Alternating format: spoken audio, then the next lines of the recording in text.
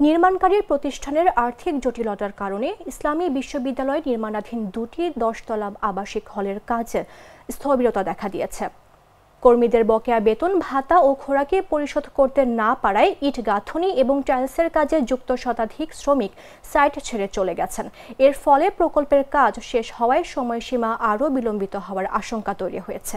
সরেজমিনে দেখা গেছে নির্মাণাধীন শ্রমিকের উপস্থিতি কম, ইট গাঁথনি ও টাইলসের কাজ পুরোপুরি বন্ধ। স্বল্প শ্রমিক থাকায় একটি ভবনের কাজ বন্ধ করে অন্যটির কাজ করা হচ্ছে। তবে লোকবল কমলেও রেলিং প্লাস্টার ও সিলিং প্লাস্টারের কাজ চলমান।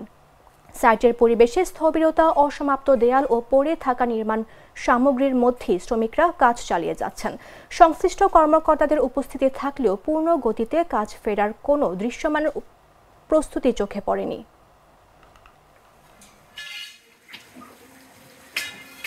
আমি ছাত্রী হল 1 এবং 2 এর ব্যাপারে আমি আপনাদের থেকে রিপোর্ট শুনে আমি সরেজমিনে পরিদর্শন করি এবং পরিদর্শন করে ওরা বলল যে স্যার 1-2 দিনের ভিতরে কাজ শুরু করবে। তো ওদেরকে আমি বললাম যে 1-2 দিন হবে না, নির্দিষ্ট টাইম ফ্রেম আমাদেরকে বলতে হবে।